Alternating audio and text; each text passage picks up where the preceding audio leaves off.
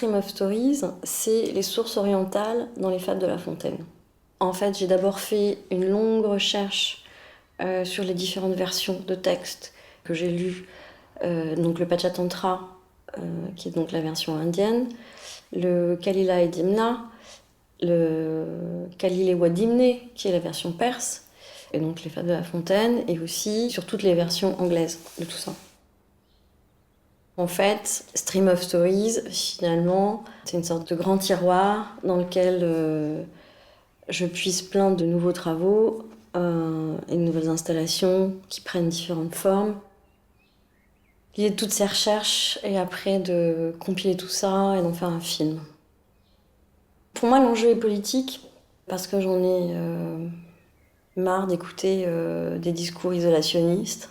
Je pense qu'il est extrêmement important aujourd'hui de revenir sur ce genre de sujet et de montrer qu'en fait on est complètement dans l'universel et qu'il n'y a pas d'hégémonie culturelle.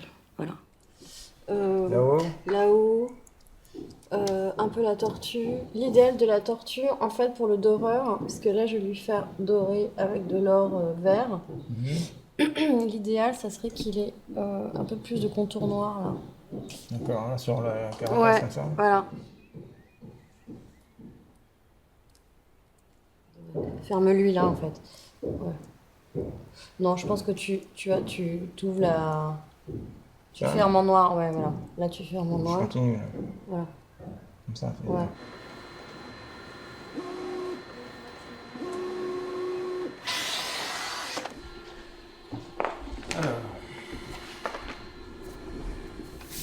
Le travail part souvent d'une intuition, il s'enrichit de recherches, et après c'est un peu comme une dérive entre mes intuitions et mes recherches. Donc par exemple là, je viens de faire une exposition à Toulon, et donc je présente une tapisserie et une pièce sonore. C'est une tapisserie qui représente le Charles de Gaulle.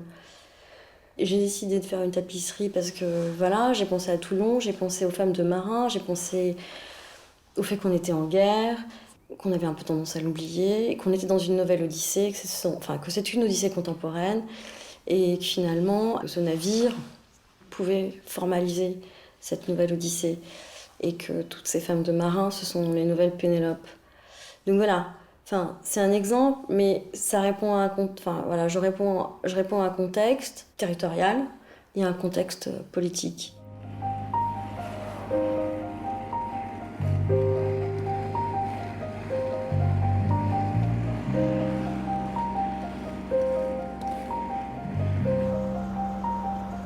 J'aime bien cette idée que les histoires sont imbriquées les unes dans les autres. C'est quelque chose qu'on retrouve assez souvent dans mon travail.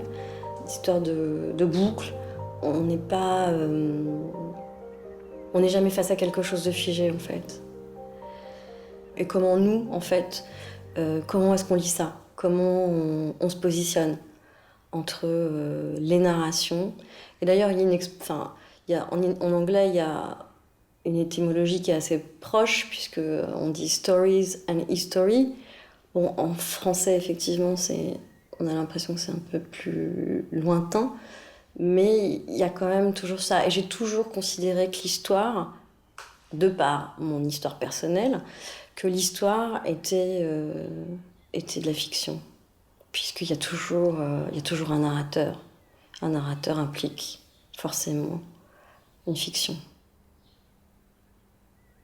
Katia Camélie, elle fait pas que de la vidéo, elle fait pas que de la photographie, elle n'est pas que franco-algérienne, elle est les deux. Et puis le monde l'intéresse.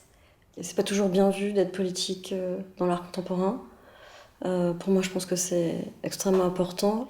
Et j'ai toujours considéré que l'artiste, il avait une place extrêmement importante dans la société. D'ailleurs, pour moi, l'art, c'est de la recherche, en fait. Et c'est pas que de la recherche interne dans l'histoire de l'art, mais voilà, c'est aussi une recherche qui doit être en lien avec la société et ses mouvements et ses positionnements. Il y a une chose qui est importante aussi, c'est que j'aime pas être didactique.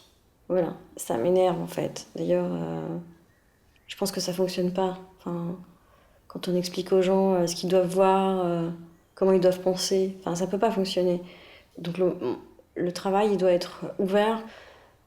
Il faut qu'on puisse se projeter dans une pièce, dans une œuvre, pour pouvoir justement se positionner par rapport à ça. Et voilà. Donc, non, pas de diktat.